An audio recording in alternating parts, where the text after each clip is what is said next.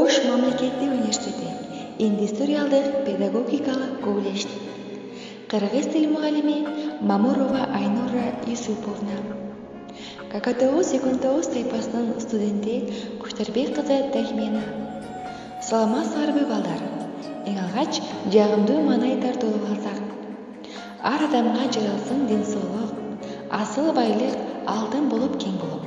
Чындыгында адам кылган адамды бакыт экен, таала экен ден соолук. Жагымдуу маанай. Көтөрөбүз оң колду, үйрөнөбүз оң жолду. Көтөрөбүз сол колду, үйрөнөбүз адептүү, сылык болгондо. Алаканды чабабыз, алга кадам таштайбыз.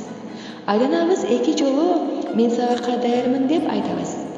Отурабыз, көңүл бурабыз, сабагыбыз баштайбыз. Эң алгач алтын эреже түзүп алсак, сабакка активдүү катышабыз, тапшырманы убагында аткарабыз, көңүл бурабыз, мугалимдин жана ата-энелерибиздин айтканын кон коюп угабыз. Биздин сабактын темасы суу бул адамзаттын өмүрү.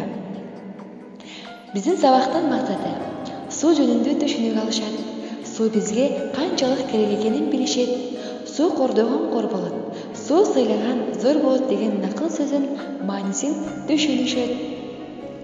Суу бул адамзаттын